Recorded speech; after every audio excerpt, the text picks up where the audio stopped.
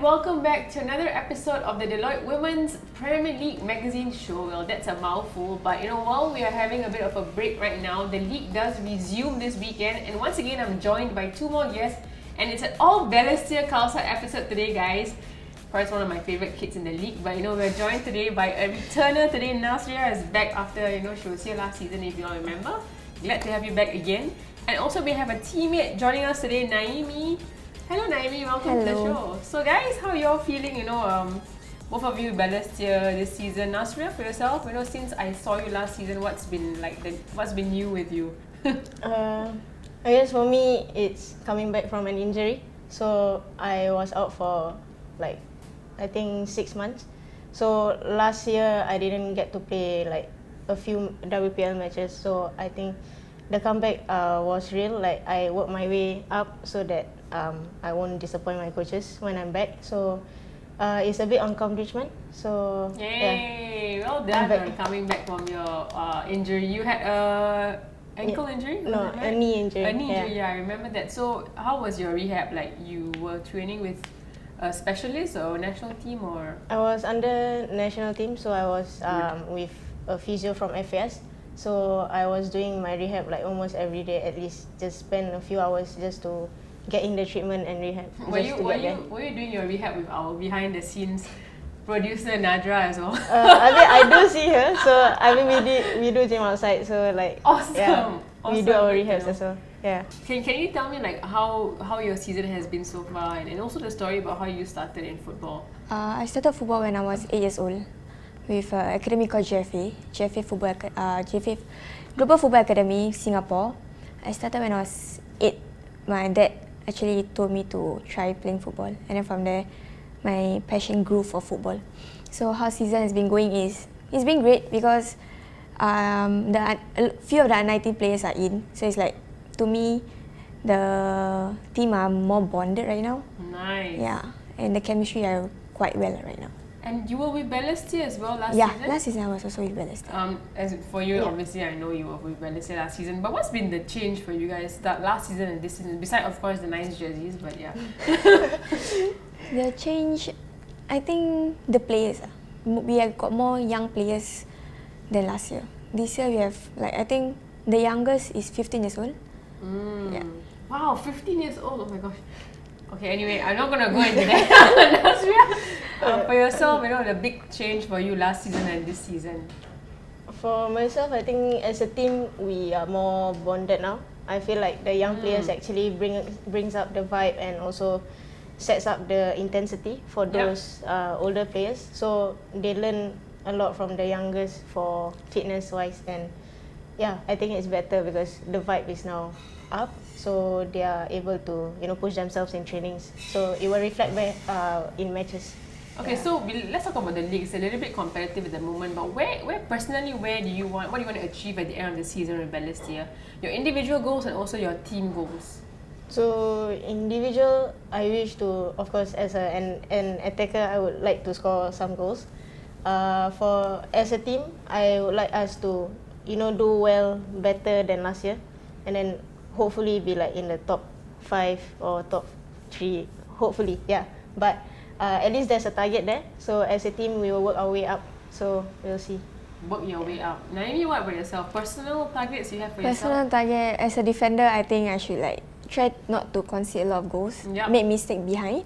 And for the team, I think I like to set target for them top 5 maybe, because I know top 3 is a bit quite tough for us, but I think top 5 should be okay. You're a defender, right? So were you always playing in that position, or did no. you change? So how was your... In secondary school, I was playing actually midfielder, centre mid, and then until I met Coach Rana at ITE, he changed my position to right back. Then from there, I'm with Coach Rana since I was 17 years old. Then from there, I've been playing right back or centre back. Yeah. And speaking of Coach Rana, I want to ask you guys, your thoughts on training under such an iconic figure. Honestly, it can be quite intense because he has his objectives every training, and also even if we play friendlies, he want us to stick to the objectives, be it a team objective or individual.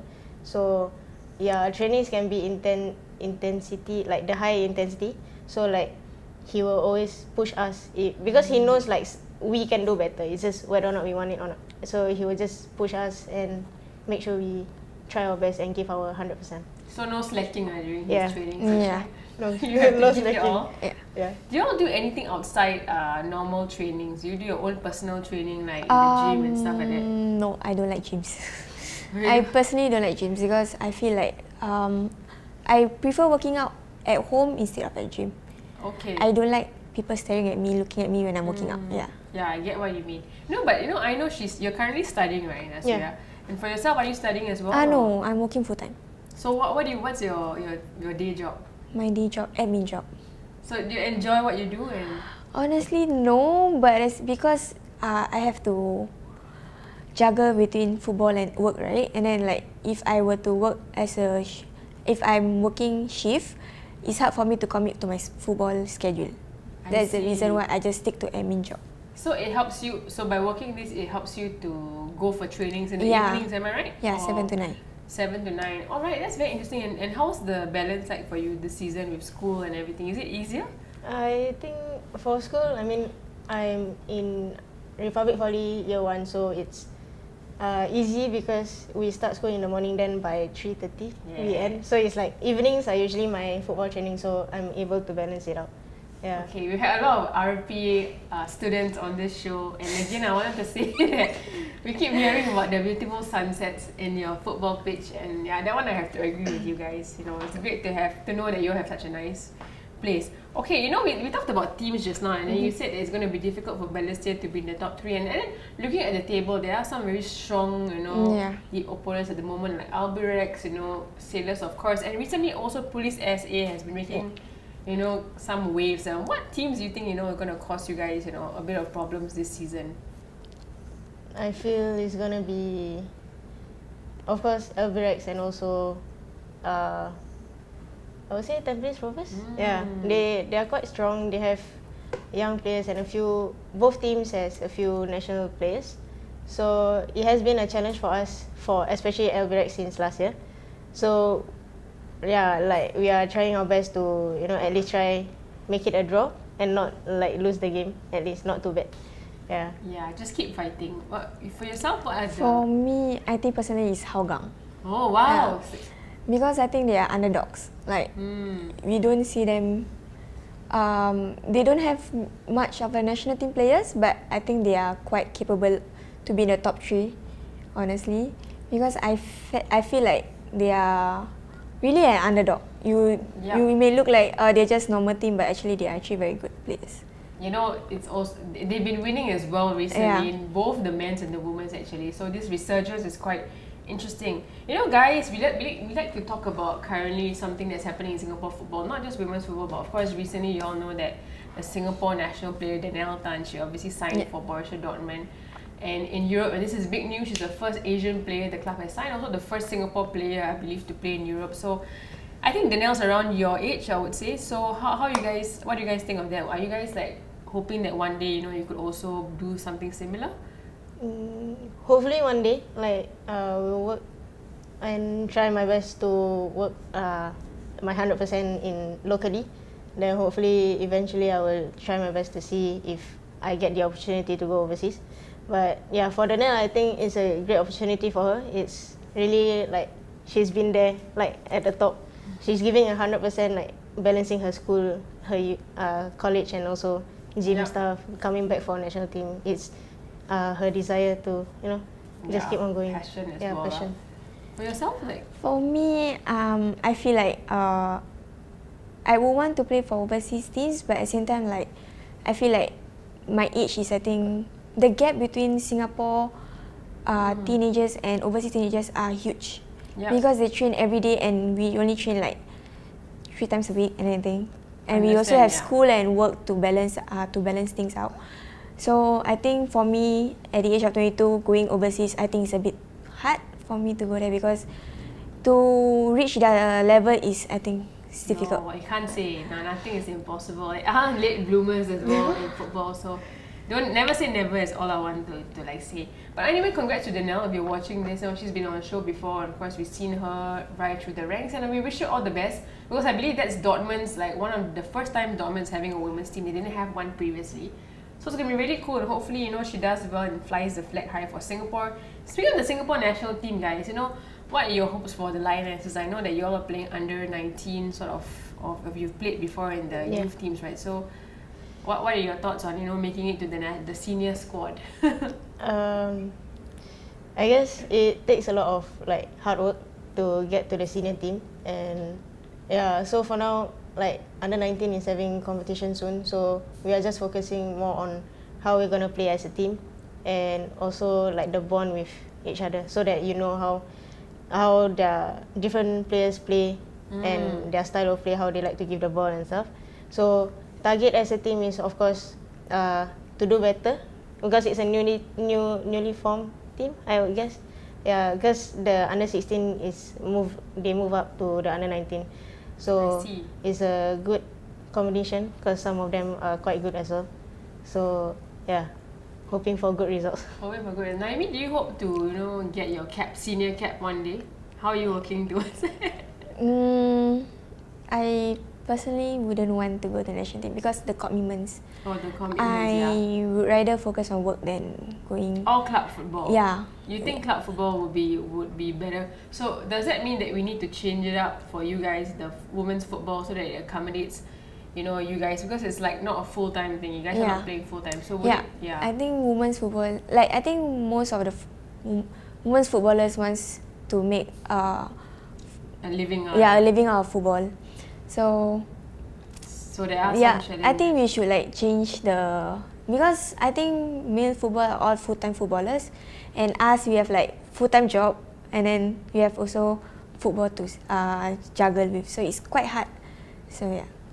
Okay, guys, we talked about players just now, and you know, this season we've actually asked, you know, who has inspired you, whether it's a coach or a player in your career. So, Nasriah, has there been anybody who has inspired you in your career so far, and why?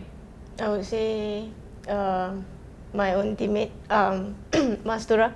So Mas has been someone who I look up to because she has a family and she also has a job.